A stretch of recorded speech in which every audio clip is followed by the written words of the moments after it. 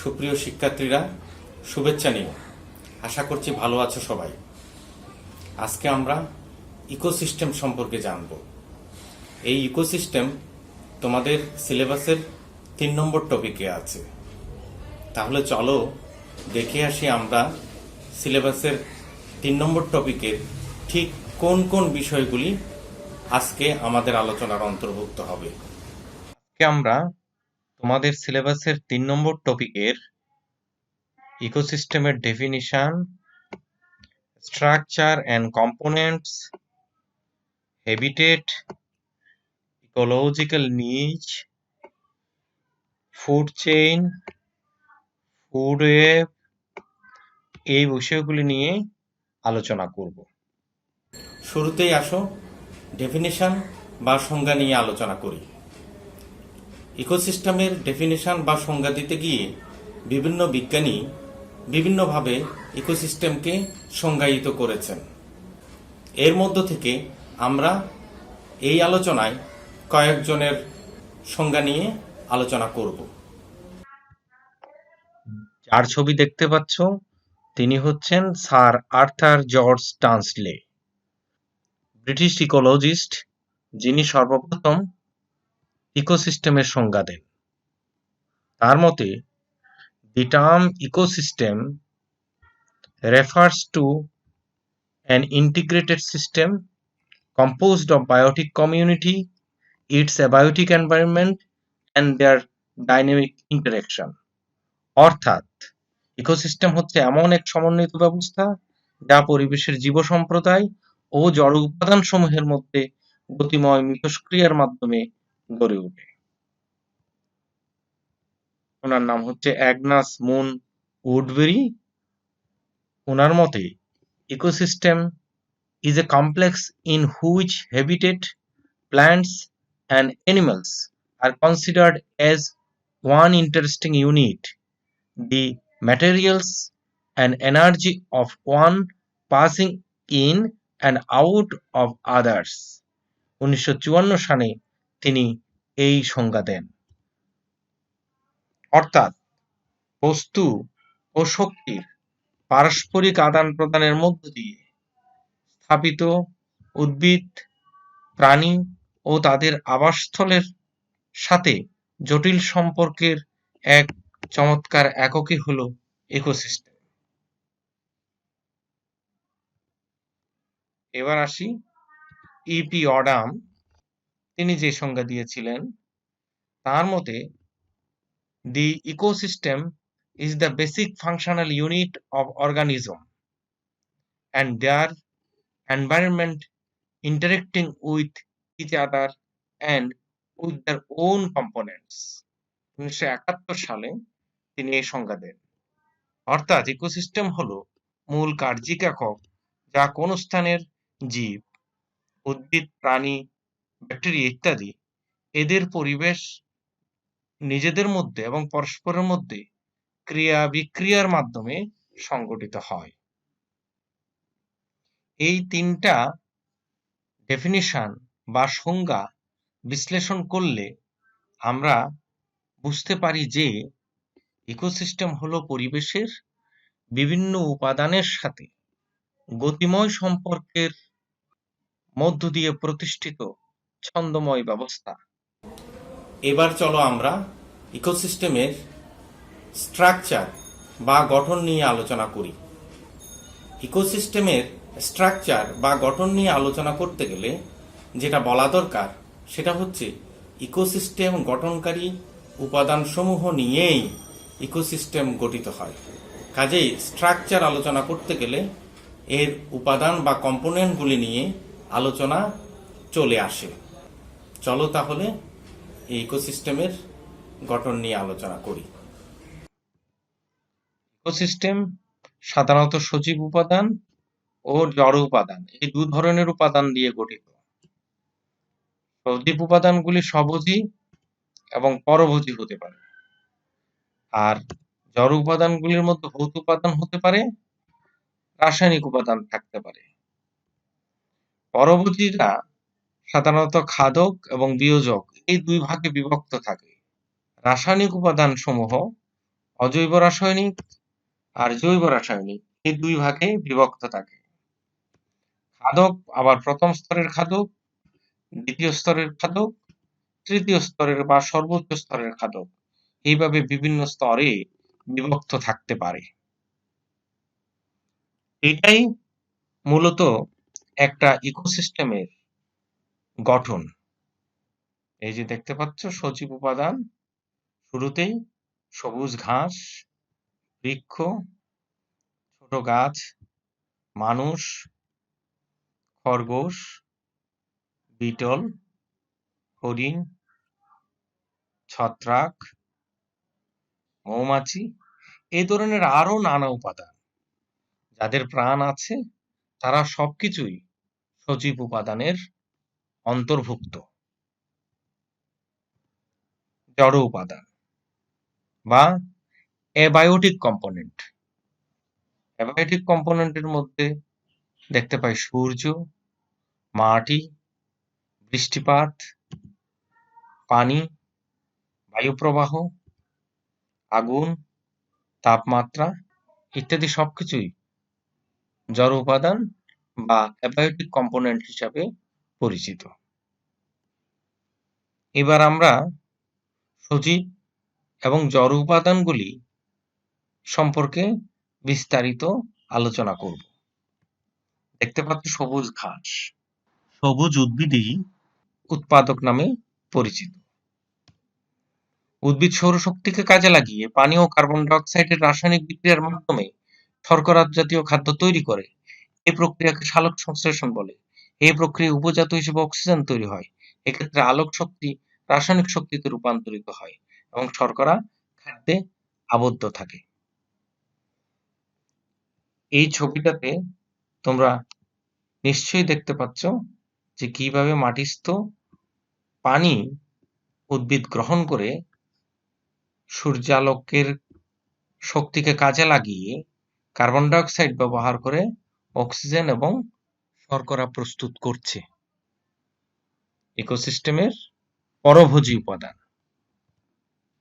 এখানে একটা ঘাস ফড়িং, একটা ব্যাঙ, তারপরে একটা সাপ, একটা বাজ পাখি। এটা দ্বারা মূলত ইকোসিস্টেমের পরভোজী উপাদান সমূহ যে বিভিন্ন স্তরে থাকে সেটাই বোঝানো হচ্ছে।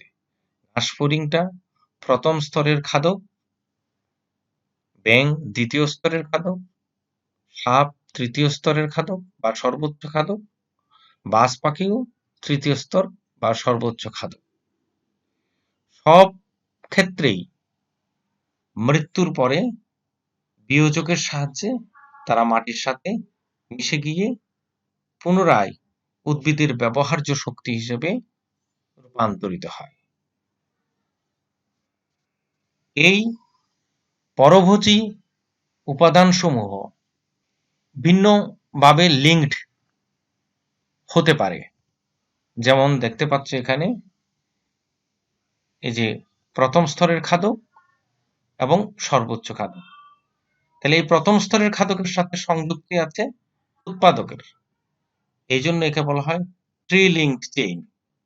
এখানে দেখতে পাচ্ছ প্রথম স্তরের খাদক, দ্বিতীয় স্তরের খাদক, সর্বোচ্চ খাদক। তাহলে এই প্রথম স্তরের খাদকটা উৎপাদকের সাথে কানেক্টেড, তাহলে এই জন্য এটাকে বলা হয় ফোর লিঙ্ক চেইন। এই ধরনের চেইন যত দীর্ঘ হয় শক্তির অপচয় তত বেশি হয়, আর চেইন যত ছোট হয় শক্তির অপচয় তত কম হয়। ইকোসিস্টেমের ভৌত বা ফিজিক্যাল উপাদানের মধ্যে আবহাওয়া, জলবায়ু, অক্ষাংশ, দ্রাঘিমাংশ, সূর্যালোক, বৃষ্টিপাত, বায়ুপ্রবাহ, ভূমিরূপের গঠন, আর্দ্রতা, তাপমাত্রা, মাটির গঠন প্রকৃতি, মাটিস্থ পিএইচ ইত্যাদি সবকিছু মিলে ইকোসিস্টেমের ফিজিক্যাল উপাদান গঠিত হয়। ইকোসিস্টেমের অজৈব উপাদানসমূহ: মাটি, পানি, অক্সিজেন, কার্বন ডাই অক্সাইড, মাটিস্থ calcium ion, nitrogen, magnesium, phosphate, potassium, sulphur ইত্যাদিকেই ইকোসিস্টেমের ইনঅর্গানিক উপাদান বলা হয়। এসব অজৈব উপাদান সবুজ উদ্ভিদের প্রাথমিক পুষ্টি উপাদান হিসাবে কাজ করে। ইকোসিস্টেমের জৈব উপাদান: হিউমাস, ইউরিয়া, জীবদেহের মৃত পচা উচ্ছিষ্টাংশ, আর এর মধ্য থেকে বিশ্লিষ্ট হয়ে যাওয়া কার্বোহাইড্রেট, প্রোটিন, ফ্যাট ইত্যাদি ইকোসিস্টেমের জৈব বা অর্গানিক উপাদান হিসেবে পরিচিত। জড় উপাদানে পরিবেশের মৌলিক, অজৈব, জৈব, ভৌত উপাদান অন্তর্ভুক্ত। পরিবেশের oxygen, carbon dioxide, nitrogen, calcium, sulphur, phosphorus, amino acid, humic acid প্রভৃতি বাস্তুতন্ত্রের প্রধান মৌলিক অজৈব উপাদান। উদ্ভিদ ও প্রাণীর বর্জ্য পদার্থ বা এসব জীবের মৃতদেহ থেকে প্রাপ্ত জড়বস্তু, কার্বোহাইড্রেট, প্রোটিন, ফ্যাট ইত্যাদি জৈব যৌগ। এরা জৈব রাসায়নিক গঠনরূপে ভৌত উপাদানের উপস্থিতিতে অজৈব ও জৈব উপাদানের মধ্যে যোগসূত্র রচনা করে। এই যোগসূত্র রচনার মধ্য দিয়ে এরা প্রোডিউসার বা উৎপাদকের সাথে সমন্বয় রক্ষা করে এবং পরিবেশের স্বাভাবিকতা বজায় রাখে। আশা করছি এতক্ষণ ধরে যতটুকুন আলোচনা হলো তার মাধ্যমে তোমরা ইকোসিস্টেমের গঠন ও উপাদান সম্পর্কে বুঝতে সক্ষম হলে। এবার আমরা ইকোসিস্টেমের হ্যাবিটেট ও ইকোলজিক্যাল নিচ সম্পর্কে আলোচনা করব। ছবিতেই তোমরা দেখতে পাচ্ছ এটা পৃথিবীর মানচিত্রে তার বিভিন্ন স্থানে বিভিন্ন প্রাণীর প্রাচুর্য। তাহলে চলো আমরা প্রথমে ইকোলজিক্যাল হ্যাবিটেট সম্পর্কে ধারণা নেওয়ার চেষ্টা করি। হ্যাবিটেট বা বসতি প্রাকৃতিক পরিবেশের যে নির্দিষ্ট স্থানে কোনো জীব বা জীবগোষ্ঠী বসবাস করে তাকে হ্যাবিটেট বা বসতি বলা হয়। ছবিতে দেখতে পাচ্ছ তোমরা একটা ম্যানগ্রোভ বনে একটা রয়্যাল বেঙ্গল টাইগার। পরিবেশের যে স্থান যে প্রাণীর বসবাসের জন্য, বিকাশের জন্য সবচাইতে উপযোগী এবং সেই উপযোগী পরিবেশেই সেই নির্দিষ্ট প্রাণী বসবাস করতে স্বাচ্ছন্দ্য বোধ করে তাকেই মূলত হ্যাবিটেট বা বসতি বলা হয়। এই যে যেমন এটা একটা রেইন ফরেস্ট, এখানে আন্ডারগ্রোথ অর্থাৎ গাছের নিচে জন্মানো উদ্ভিদ প্রচুর পরিমাণে জন্মায়। তাহলে আন্ডারগ্রোথ এর জন্য রেইন ফরেস্ট হচ্ছে সবচেয়ে ভালো বসতি বা হ্যাবিটেট। ইকোলজিক্যাল নিচ, নিশ শব্দটি এসেছে ফরাসি নিচার শব্দ থেকে। এই নিচার বা নিশার কথাটার অর্থ হচ্ছে নেস্ট বা বাসা। Niche is the role of a species plays in the ecosystem or how an organism makes a living. চলো এ সম্পর্কে আমরা আরেকটু বিস্তারিত জানি। বাস্তুতন্ত্রের অন্তর্গত জীবগোষ্ঠীতে কোনো জীবের অবস্থান, পেশা বা বৃত্তি, প্রতিযোগিতা ইত্যাদির মাধ্যমে গড়ে ওঠা জীবনধারা সম্বন্ধীয় ক্রিয়া প্রতিক্রিয়ার ভূমিকাকে ইকোলজিক্যাল নিচ বলে।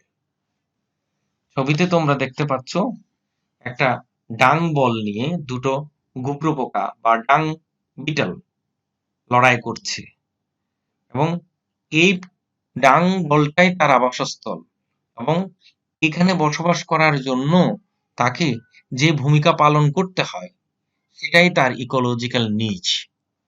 বিষয়টা আমরা আরো একটু ভালো করে ব্যাখ্যা করার চেষ্টা করি। এই যে দেখতে পাচ্ছ স্প্রুস ট্রি বলে এটা, এটা এক ধরনের কনিফার বৃক্ষ। এই যে পাখিটা এটার নাম বে ব্রেস্টেড ওয়ার্বলার, এটার নাম কেপ মে ওয়ার্বলার। ইয়েলো র্যাম্পড ওয়েবলার, কাছাকাছি প্রজাতির পাখি। এই একই গাছে বাসা বাঁধে, কিন্তু প্রতিযোগিতা এড়ানোর জন্য এই পাখিটা বেব ব্রেস্টেড ওয়েবলার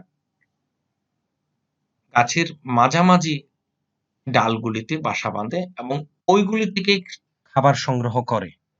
অন্যদিকে কেপ মে ওয়ার্বলার একদম উঁচু ডালগুলিতে বাসা বাঁধে এবং ওই উঁচু ডালগুলি থেকে খাবার সংগ্রহ করে। কিন্তু ইয়েলো র্যাম্পড ওয়ার্বলার নিচের দিকের ডালগুলিতে বাসা বাঁধে এবং সেখান থেকে খাবার সংগ্রহ করে। অর্থাৎ এই পাখিগুলির জীবন ধারায় এই পাখিগুলির ইকোলজিক্যাল নিচ। বেঁচে থাকার জন্য প্রত্যেক অর্গানিজমই নিজেদের ইকোলজিক্যাল নিচ তৈরি করে। যখন দুইটা জীবের ইকোলজিক্যাল নিচ ওভারল্যাপ করে তখন প্রতিযোগিতা শুরু হয়। উদাহরণস্বরূপ অধিকাংশ পাখি গাছের শাখায় বাসা তৈরি করে, কিন্তু সাধারণত দুইটা পাখি একই শাখায় বাসা বাঁধে না। প্রত্যেক পাখি তাদের নিজেদের সুবিধা মতো গাছের শাখা পছন্দ করে এবং বাসা তৈরি করে। জিন বিনিময়ের জন্য তারা অবশ্যই পরস্পরের সাথে মিলিত হয়। সঙ্গী নির্বাচনের জন্য প্রতিযোগিতায় লিপ্ত হয়। বেঁচে থাকার জন্য খাবার খোঁজে। এই প্রচেষ্টায় যে সবচেয়ে ভালো খাপ খাওয়াতে পারে সে জিতে যায়। প্রতিযোগিতা এড়ানোর জন্য ভিন্ন ভিন্ন পাখি ভিন্ন ভিন্ন শাখায় খাবার খোঁজে। ফলে ইকোলজিক্যাল নিচসমূহ ওভারল্যাপ করে না এবং জীবসমূহের টিকে যাওয়ার সম্ভাবনা বেশি থাকে। আশা করছি তোমরা ইকোলজিক্যাল নিচ সম্পর্কে একটা পরিষ্কার ধারণা পেলে। তাহলে এবার চলো হ্যাবিটেট ও ইকোলজিক্যাল নিচের মধ্যে কি পার্থক্য আছে তা বোঝার চেষ্টা করি। হ্যাবিটেট ভার্সেস ইকোলজিক্যাল নিচ। এই ছবিতে তোমরা দেখতে পাচ্ছ সবকটাই জলজ প্রাণী, কিন্তু পানির বিভিন্ন স্তরের খাবার ভিন্ন ভিন্ন হাঁস জাতীয় পাখিগুলি সংগ্রহ করছে।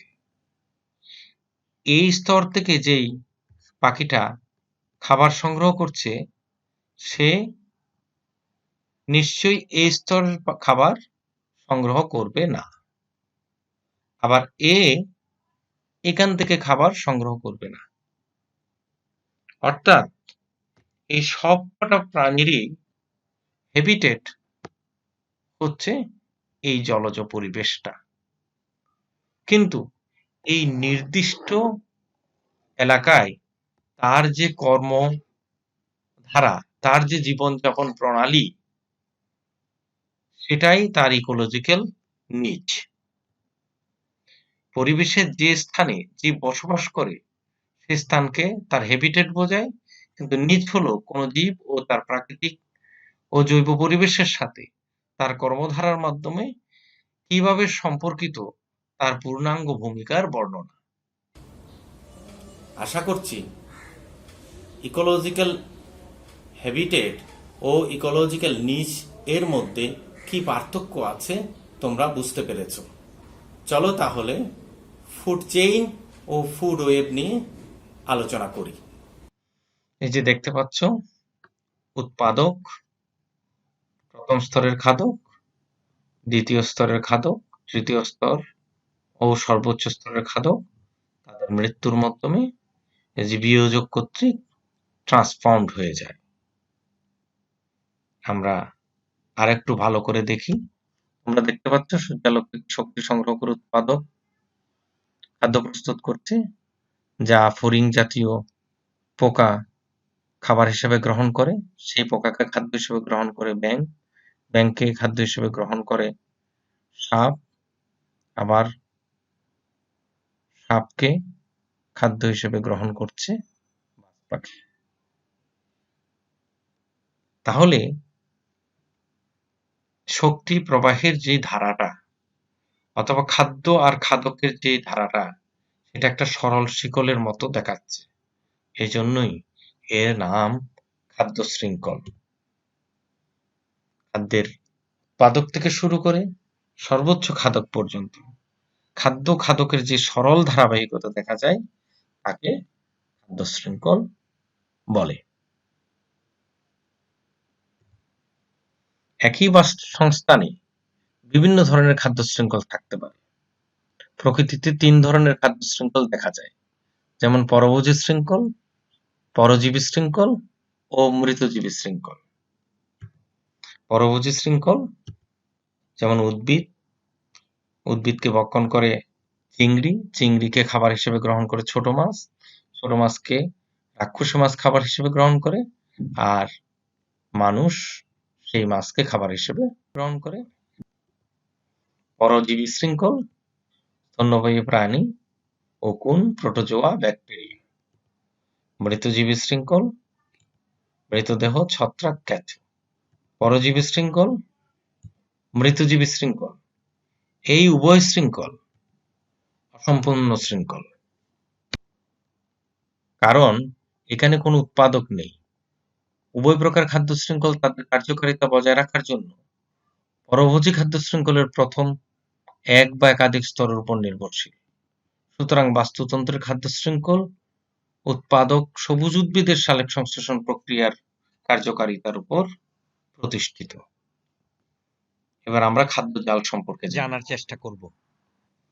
এই যে দেখতে পাচ্ছ, সবুজ উদ্ভিদকে খাবার হিসেবে গ্রহণ করে খরগোশ, কিংবা সবুজ উদ্ভিদের উৎপাদিত ফসলকে খাবার হিসেবে গ্রহণ করে ইঁদুর, সেই ইঁদুরকে আবার পেঁচা খাবার হিসেবে গ্রহণ করতে পারে, অথবা বাজ পাখি খাবার হিসেবে গ্রহণ করে, অথবা ক্যাকশিয়ালটি খাবার হিসেবে গ্রহণ করতে পারে। একই অবস্থা খরগোশের বেলায়। এই খরগোশকে এই ক্যাকশিয়াল খাবার হিসেবে গ্রহণ করতে পারে। এখানে ছোট উদ্ভিদের পাতাকে খাবার হিসেবে গ্রহণ করছে ঘাসফড়িং। ঘাসফড়িংকে এক ধরনের বিটল খাবার হিসেবে গ্রহণ করছে। এবার এই ফড়িংটা এই পাখি দ্বারা শিকার হয়ে যেতে পারে। এই পাতাকাকর শুঁয়োপোকাটা এই পাখি দ্বারা শিকার হয়ে যেতে পারে। তার মানে আমরা দেখতে পাচ্ছি একই উৎপাদক ভিন্ন ভিন্ন প্রথম স্তরের খাদক দ্বারা গৃহীত হতে পারে, আবার একই প্রথম স্তরের খাদক ভিন্ন ভিন্ন দ্বিতীয় স্তরের খাদক দ্বারা খাদ্য হিসেবে গ্রহণ হতে পারে, আবার ভিন্ন ভিন্ন দ্বিতীয় স্তরের খাদক সর্বোচ্চ খাদক দ্বারা খাদ্য হিসেবে গ্রহণ হয়ে যেতে পারে। এর ফলে খাদ্য খাদকের জটিল সম্পর্ক স্থাপিত হয়, যা অনেকটা জালের মতো দেখায়। এজন্য একে খাদ্য জাল বা ফুড ওয়েব বলে। যদি আমরা ডেফিনিশনটা দেখি, যখন একটি বাস্তুতন্ত্রে একাধিক খাদ্য শৃঙ্খল পরিলক্ষিত হয়, তখন ওই পরিবেশের খাদ্য শৃঙ্খল জটিল আকার ধারণ করে এবং এরূপ ক্ষেত্রে বিভিন্ন প্রকার খাদ্য শৃঙ্খলের সদস্যরা পরস্পরের সাথে আন্তঃসম্পর্কযুক্ত হয়ে ওঠে। এক্ষেত্রে একই উৎপাদক একই সঙ্গে একাধিক প্রথম স্তরের খাদকের খাদ্য হিসেবে ব্যবহৃত হতে পারে। তেমনিভাবে একই প্রথম স্তরের খাদক একই সঙ্গে একাধিক দ্বিতীয় স্তরের খাদকের খাদ্যে পরিণত হয়। ফলে জীব সম্প্রদায়ে বিভিন্ন খাদ্য শৃঙ্খল মিলে একটি খাদ্য জাল তৈরি করে। কাজেই বিভিন্ন প্রজাতি দ্বারা আন্তঃসম্পর্কযুক্ত একাধিক খাদ্য শৃঙ্খলের সুসংবদ্ধ বিন্যাসকে একত্রে খাদ্য জাল বলে।